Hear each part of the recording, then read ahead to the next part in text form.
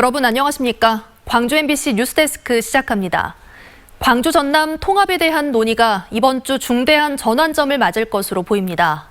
광주 전남 상생 발전을 위한 실무 협의가 1년 만에 진행되고 광주시장과 전남지사가 직접 만나 통합에 대한 의견을 나눌 예정입니다. 보도에 이계상 기자입니다. 광주 전남 공동 현안을 논의하는 상생발전위원회가 다음 달 말쯤 개최될 예정입니다. 지난해 11월에 이어 딱 1년 만에 다시 열리는 것입니다. 이에 앞서 광주시와 전라남도는 그동안의 상생과제 추진 상황을 점검하고 새로운 과제 발굴을 위해서 이번 주 27일 실무위원회를 열기로 했습니다. 공공기관 2차 지방 이전 대응과 광역교통망 구축 등이 주요 논의 대상이 되고 광주 군공항 이전 등 민감한 현안도 조심스럽게 다뤄질 것으로 보입니다. 어느 한쪽의 생각을 가지고 다른 쪽에 강요하는 부분은 받아들일 수 없는 부분도 있기 때문에 대안을 만들어 가면서 추진해 가려고 하고 있습니다. 상생위 실무위원회와 별도로 광주시장과 전라남도지사의 회동도 27일에 성사될 가능성이 커졌습니다. 시도 간 물밑 협의를 통해서 국민의힘 호남권 예산정책협의회가 열리는 날 시장과 지사가 별도로 만나 지역사회 최대 화두로 떠올라 있는 광주 전남 통합에 대해 서로의 의견을 나눌 것으로 알려졌습니다. 전문 연구기관에 시도 통합의 장단점을 분석하는 용역을 의뢰한 뒤 통합의 방식과 시기 등에 대해서 시도민 의견 수렴 절차를 거치도록 하는데 시장과 지사가 어느 정도 의견 접근을 본 것으로 분석됩니다. 큰 방향의 틀에 대해서 합의를 하고 이제 추진 준비단이나 위원회를 만들어서 거기는 전문가나 시민사회단체, 시민들이 직접 참여할 것입니다. 갈수록 비대해지는 수도권에 맞서 영남권 광역자치단체들이 발빠르게 공동 대응에 나서고 있는 가운데 광주시와 전라남도가 해묵은 과제들의 해법을 찾고 공동 발전을 꾀하는 획기적인 계기를 마련할 수 있을지 주목됩니다. MBC 뉴스 이계상입니다. 더불어민주당 이낙연 대표가 광주 군공항 이전 특별법 개정에 동참하기로 해 결과가 주목됩니다.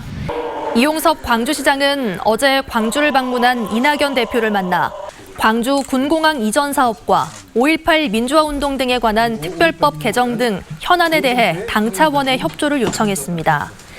이에 대해 이 대표는 광주 시민의 삶의 질을 높이고 전남 이전 지역을 지원하는 방안을 모색해 상생할 수 있도록 특별법 개정안 통과에 노력하겠다고 약속했습니다. 전두환 신군부의 지시를 거부했다가 징계를 받은 경찰관들이 징계 취소와 함께 40년 전 월급을 기준으로 급여를 정산받아 논란이 되고 있습니다. 국회 행정안전위원회 이영석 의원의 국정감사 자료에 따르면 경찰청은 최근 5.18 민주화운동 당시 강제진압 명령을 거부했다 징계를 받았던 경찰관 21명에 대한 징계를 취소하고 임금을 정산했습니다.